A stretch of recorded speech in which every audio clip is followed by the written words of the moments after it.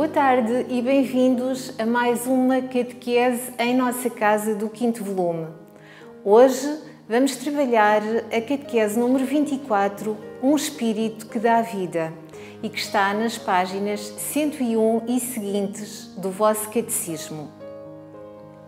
Na semana passada vimos que Jesus está sempre conosco e que nós temos o dever de continuar a sua obra e de levarmos a boa nova a todos os que estão perto de nós. E como é que está a vossa barra cronológica? Completaram a parte relativa à catequese número 23?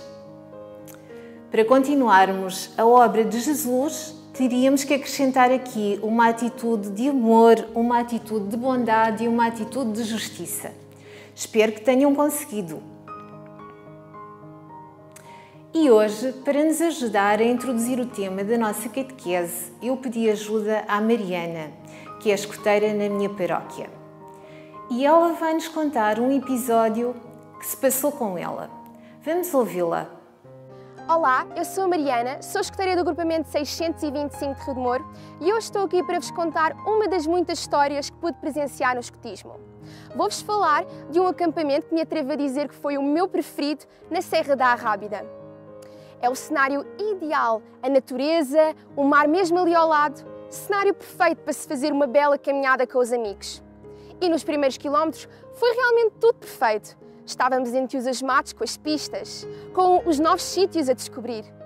Mas quando já tinham passado alguns quilómetros, começámos a fracassar. E apesar de nos ajudarmos na mesma uns aos outros, tudo se começou a complicar. Começou a escurecer, começou a chover e ficámos encharcados. Nesta altura, já ninguém pensava na beleza daquele lugar, já só se pensava em chegar ao final e vestir uma roupa seca e a comer alguma coisa, porque a fome também já apertava. Como veem, quando as coisas começam a correr de forma menos satisfatória, nós temos tendência a desvalorizá-las e aquilo que era um cenário perfeito, ali junto da natureza, passou a ser um cenário não tão bom assim. Claro que mais tarde percebemos que essa caminhada foi magnífica na mesma, apesar de ter os seus defeitos. Apesar de alguns nos termos magoado, apesar de alguns não termos conseguido fazer com a energia que queríamos de início. E normalmente, quando percebemos tudo isto, é na noite do fogo de conselho. A noite que eu mais gosto do acampamento. Normalmente, para quem não sabe aquilo que é o fogo de conselho, na última noite dos acampamentos, reunimos-nos todos à volta de uma fogueira e contamos histórias, fazemos música e normalmente estas histórias têm a ver com essas caminhadas difíceis. Falamos dos momentos menos bons, mas desta vez com um sorriso na cara. E é esse o poder do fogo que me fascina. É acender em nós, ali à volta daquela fogueira, um sorriso e vermos que afinal correu tudo bem e que estamos todos juntos. Pois é, as coisas nem sempre acontecem como nós as imaginamos e como nós pensamos que vão acontecer, como vimos pelo que a Mariana contou. Mas, apesar das dificuldades, depois na reunião, junto ao fogo, com aquele calor, com aquele conforto, tudo se resolveu. Vamos então abrir o nosso catecismo na página 101. Na catequese de hoje vamos falar dos discípulos de Jesus. Vamos aprofundar um bocadinho a sua história e ver como há algo que nos une a eles. Lembram-se do que é que Jesus pediu aos discípulos? Para terem fé e para serem suas testemunhas.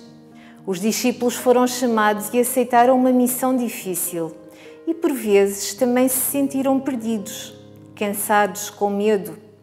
Ao regressarem a casa, sentiam-se abatidos e desiludidos, sem vontade de continuarem. No entanto, Jesus também lhes enviou um fogo que mudou tudo para eles, que lhes deu uma nova esperança, uma vida nova. Lembram-se do que a Mariana contou? Os discípulos de Jesus, quando o conheceram e quando começaram a acompanhá-lo, também pensaram que iam viver uma grande aventura.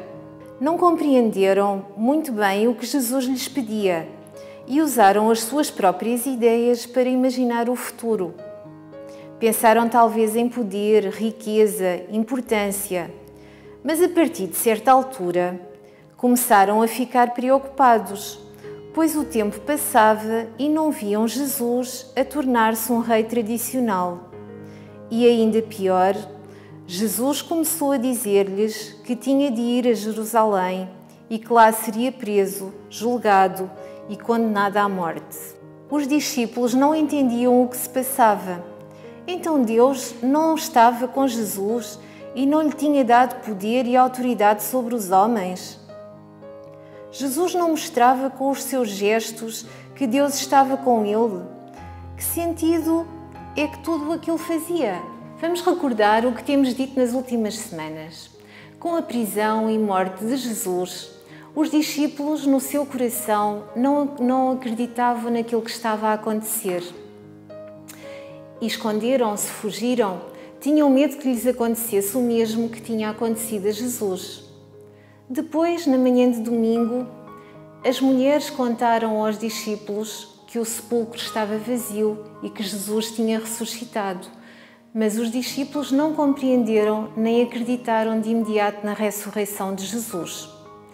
No entanto, pouco a pouco, nos dias que se seguiram, foram compreendendo e percebendo que Jesus estava realmente vivo.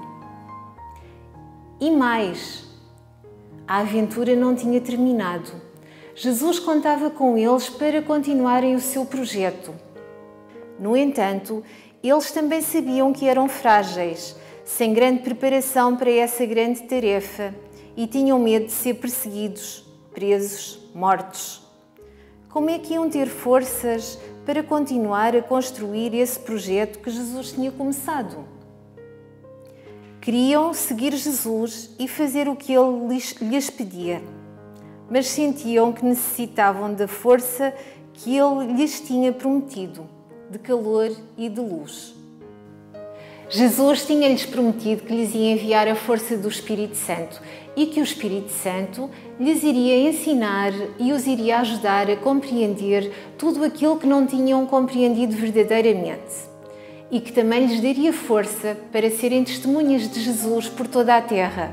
Vamos agora ouvir uma passagem do livro dos Atos dos Apóstolos que nos fala do momento em que o Espírito Santo, a força de Deus, a vida de Deus que tinha animado o próprio Jesus, o fogo de Deus que transforma, foi derramado sobre os discípulos.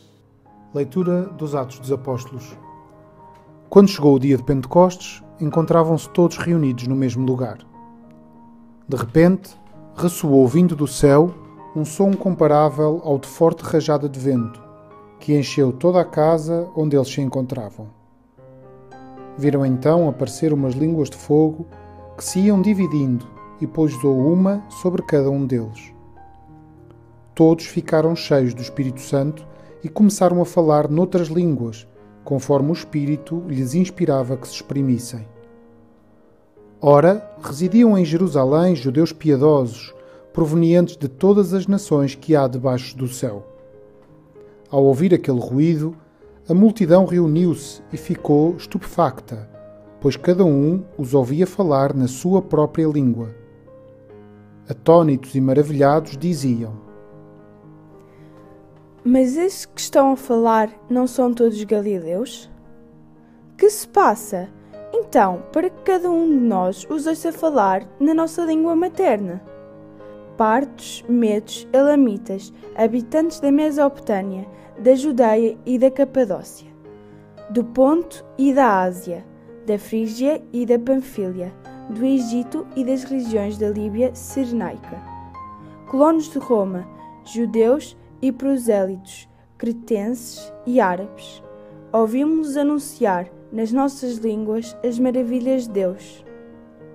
De pé, com os 11, Pedro ergueu a voz e dirigiu-lhes então estas palavras: Homens de Israel, escutai estas palavras.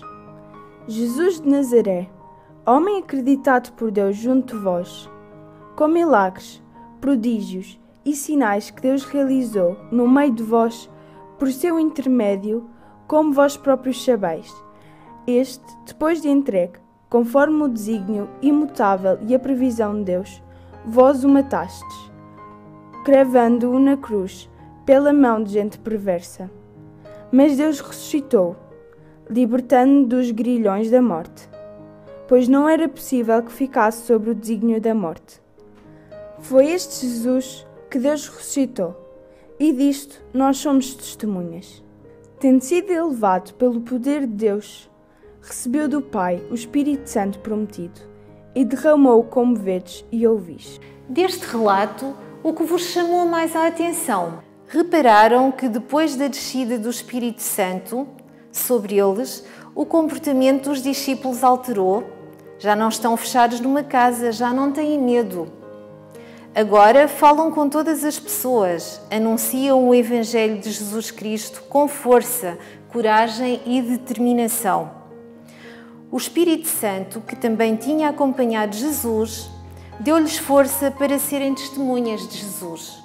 Repararam como é que o Espírito Santo se apresentou? Como vento forte. Para os antigos, o vento era um dos sinais que indicavam a presença de Deus. É algo que não vemos, mas que sentimos, como acontece com Deus, que não vemos com os olhos, mas que sentimos no nosso coração. E o vento pode ter uma grande força, uma força que não controlamos, como acontece com Deus, capaz de realizar as coisas mais extraordinárias. O Espírito Santo também se apresentou como fogo. O fogo era também um dos sinais que mostravam a presença de Deus. O fogo aquece aqueles que têm frio, dá-lhes uma vida nova e um novo ânimo. E é isso que Deus faz também, não é verdade? O fogo queima as coisas de que não necessitamos, o lixo, aquilo que está a mais na nossa vida. Deus também faz isso, faz desaparecer aquilo que nos faz mal, que nos escraviza, que nos rouba a vida. O fogo ilumina e permite-nos ver para onde é que devemos caminhar, sem tropeçar. E Deus é a luz que nos conduz em todos os momentos em direção à vida. O fogo derrete os materiais duros e dá força e consistência a outros mais fracos e maleáveis, fazendo com que eles tenham a capacidade de resistir aos golpes. E Deus quer derreter os nossos corações duros e insensíveis e quer tornar-nos fortes para resistirmos às dificuldades. O Espírito Santo apresenta-se como língua. A língua serve para falar, para comunicar. Deus não quer que vivamos fechados em nós e isolados. Quer que levemos a sua mensagem aos outros, que a comuniquemos sem medo. A vida nova que Deus nos dá leva-nos ao encontro com os outros, a sermos suas testemunhas, a sermos seus discípulos. Eu rezo muitas vezes ao Espírito Santo e peço-lhe muitas vezes ajuda. E vocês, apesar de serem mais novos, podem ter a certeza que também têm o Espírito Santo convosco, para vos ajudar, para vos animar. Esta vida nova que Deus derrama sobre os discípulos faz aparecer uma nova família de pessoas, a Igreja. Uma família sem fronteiras e que reúne todos os povos da terra.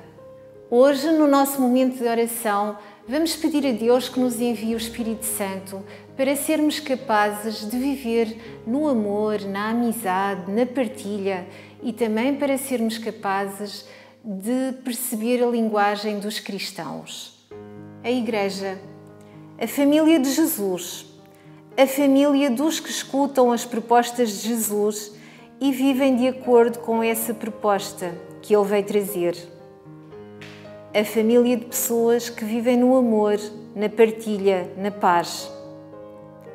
A família de irmãos e de irmãs que se entendem, que falam a mesma linguagem, a linguagem do amor, que se aceitam uns aos outros, apesar das diferenças de raças, culturas, perspectivas e caminhos.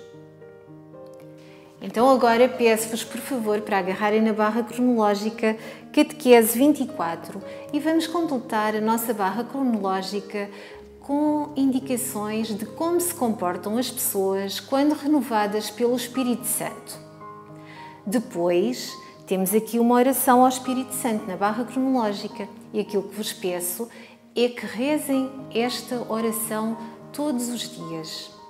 E mais, esta semana vou-vos pedir um trabalhinho extra. Por favor, façam um cartão que vocês vão decorar como quiserem e nesse cartão vão colocar também esta oração que está aqui na barra cronológica. Vão ainda escolher uma pessoa para mais tarde, não agora, darem este cartão. E vamos terminar a catequese desta semana com o cântico número 19, Ó Senhor enviai. Já sabes que tens o texto do cântico nas páginas finais do Catecismo. Para a semana temos um novo encontro marcado. Até para a semana! Ó Senhor.